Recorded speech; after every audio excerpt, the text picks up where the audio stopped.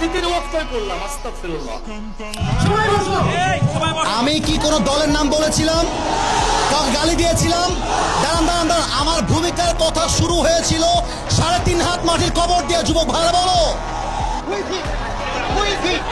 আমি কি কোনো দলের কথা বলেছি? আমি শুরু থেকে নিয়ে কবরনাথ করেছি, সাহাবীর কথা করেছি। আমার বক্তব্য বিএনপি রাজনীতি ভালোবাসে।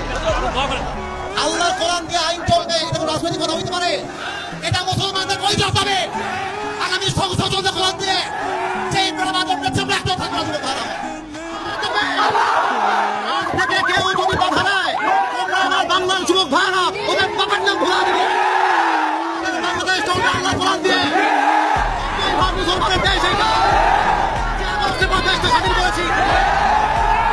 এটা নাকি বিএনপির লোক? যদি কোনো বিএনপির লোক বলে আল্লাহর কোরআন দিয়ে দেশ চলবে না,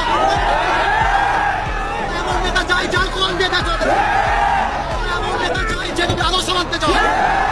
এরপর থেকে লাস্ট কথা, লাস্ট কথা শোনো, বগুড়া বলে কথা নয়, যেখানে যেই নেতা কথা দিবে চুপ আপনাকে নামা দেওয়া হবে।